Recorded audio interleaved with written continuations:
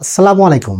আমি Mahmudul Hasan, educational and career help এর পক্ষ থেকে আপনাদের স্বাগত।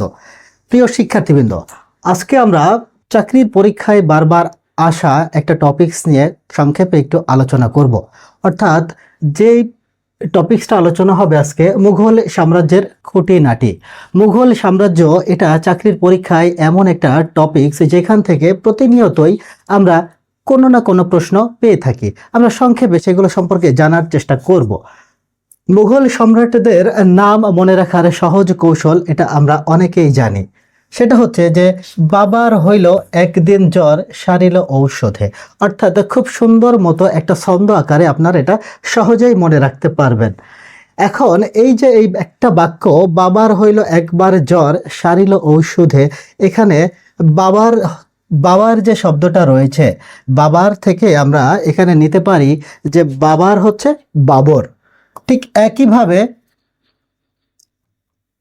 হইল, এই হইল থেকে হইলকে আমরা এটা এই হইলকে বুঝবো যে এটা হচ্ছে হুমায়ুন। একবার, একবারকে আমরা কনভার্ট করব হচ্ছে আকবর, জ্বরকে কনভার্ট করব জাহাঙ্গীর, সারিল হচ্ছে শাহজাহান, আর ঔষধে হচ্ছে আওরঙ্গজেব।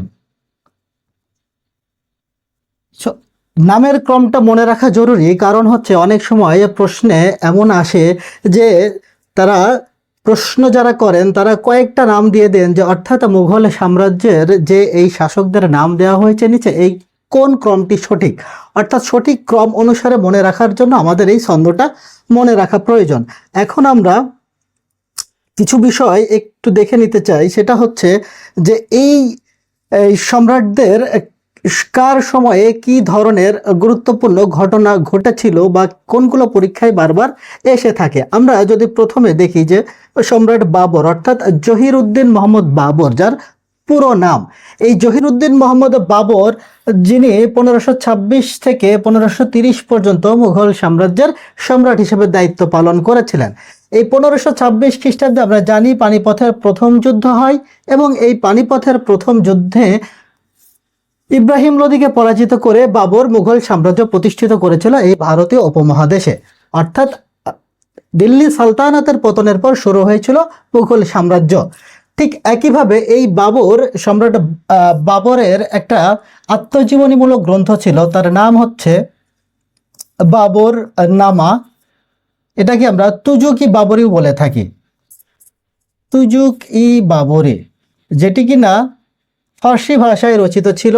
আবার অনেক সময় বাবর নিয়ে এমন প্রশ্ন আছে যে বাবর শব্দটির অর্থ কি। এখন এই বাবর শব্দটির অর্থ নিয়ে একটু কনফিউশন রয়েছে। সেটা হচ্ছে যে বাবর শব্দের অর্থ আমরা কোথাও পাই সিংহ, আবার কোথাও পাই বাঘ।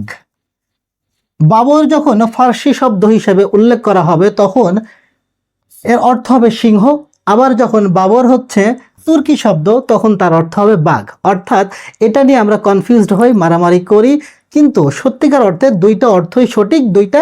দুই শব্দ থেকে এসেছে, একটা ফার্সি একটা তুর্কি।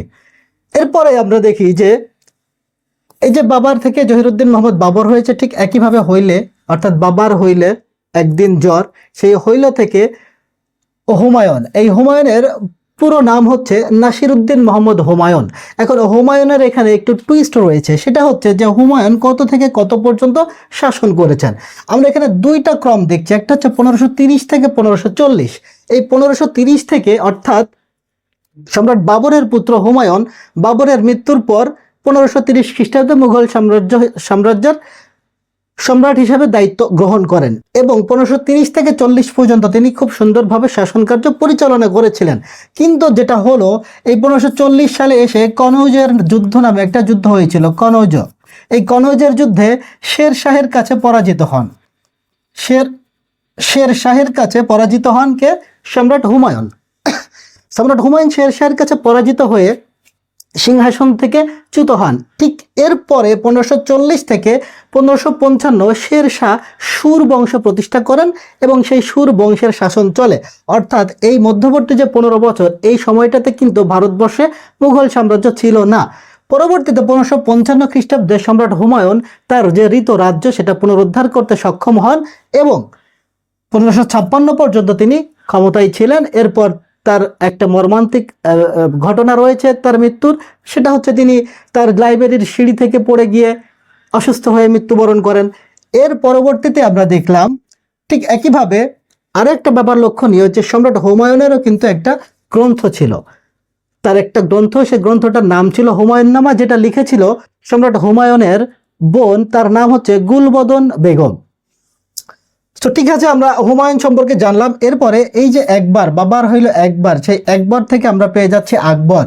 এই আকবরের পুরো নাম হচ্ছে জালালউদ্দিন মোহাম্মদ আকবর, যাকে Akbar the great, Akbar the great বলা হয়। কেন আকবর দ্য গ্রেট বলা হয়? কারণ তিনি ছিলেন মুঘল সাম্রাজ্যের সর্বশ্রেষ্ঠ শাসক।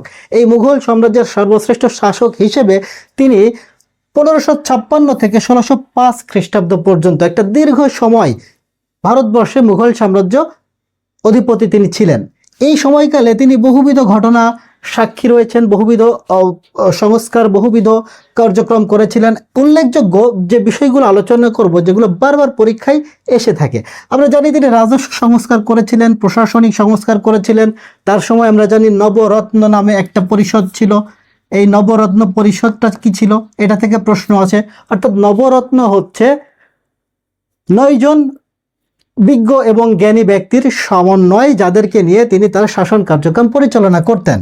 এই আকবরের সময়কালে আমরা জানি যে 1576 সালে রাজমহলের যুদ্ধ হয়। এই রাজমহলের যুদ্ধেই দাউদ খান কররানীকে পরাজিত করে আমরা দেখেছি যে ভারতবর্ষের তথা বাংলায় সর্বপ্রথম স্থায়ী যে মুঘল শাসন সেটা প্রতিষ্ঠা করেছিলেন কিন্তু সম্রাট আকবর।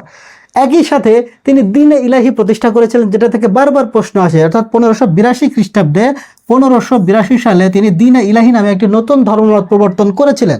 পরবর্তীতে আমরা দেখেছি 1584 সালে তিনি বাংলা সনের প্রবর্তন করেছিলেন। অর্থাৎ সম্রাট আকবরের সময়কালে প্রচুর ঘটনা এরকম রয়েছে, তবে এগুলোর মধ্যেই গুরুত্বপূর্ণ প্রশ্ন সবসময় হয়ে থাকে।